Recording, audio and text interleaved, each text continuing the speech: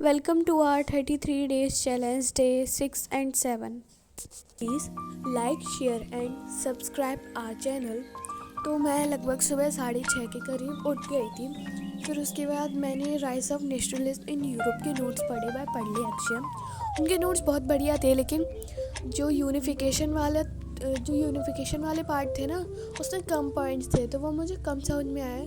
तो फिर मैंने वो जस्ट पढ़ले वाले सर से पढ़ा, क्योंकि मैंने उनका बैच ले रखा है।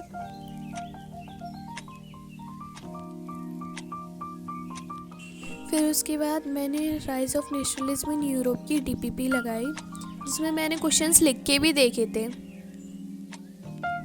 आप लोग भी बताइए कि आप लोग डीपीपी लगाते हैं या नहीं। मैं तो ज़्यादातर चैप्टर की डीपीपी लगाती हूँ। फिर उसके बाद टी ब्रेक के बाद मैंने rise of nationalism in India शुरू किया, मतलब नेशनलिज्म इन इंडिया शुरू किया, जिसके नोट्स मैंने पढ़ने शुरू किए। मैंने नोट्स पढ़े थे भाई शोभित सर, कि शोभित निर्वाण सर के नोट्स मेरे पास प्रिंट थे, तो मैंने उनसे ही नोट्स पढ़े और नोट्स मुझे बहुत अच्छे लगे।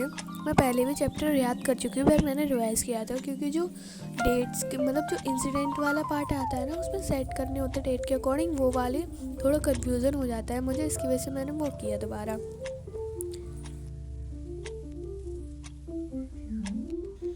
उसके बाद मैंने नेशनलिज्म इन इंडिया की डीपीपी लगाई। मैंने सुबह नेशनलिज्म इन यूरोप भी पूरा कर लिया था और अभी इंडिया भी पूरा कर लिया था। तो मेरे एसएसटी में रिवीजन के लिए बस 2 चैप्टर बचे हैं, एग्रीकल्चर और पॉलिटिकल पार्टीज़।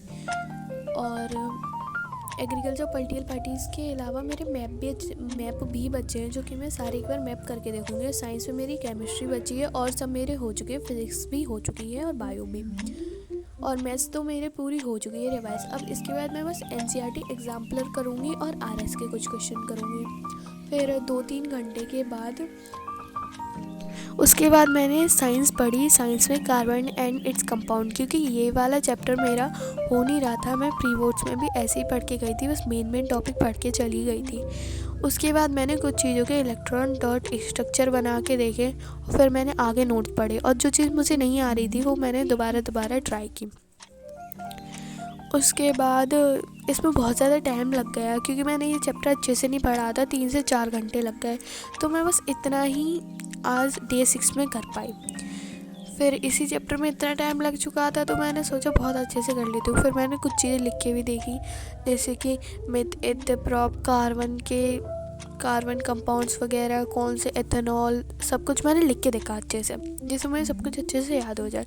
और जो और बाकी पार्ट है वो मैं कल करके देखूँगी, जैसे डीपीपी वगैरह है वो मैं कल करके देखूँगी डे 7 में। और मैं डे 7 में कोशिश करूँगी मेरे कार्बन एंड इट्स कंपाउंड के साथ साथ मेटल और मेटल भी एंड हो जाए। So thank you so much for watching. Please like, share and subscribe our channel.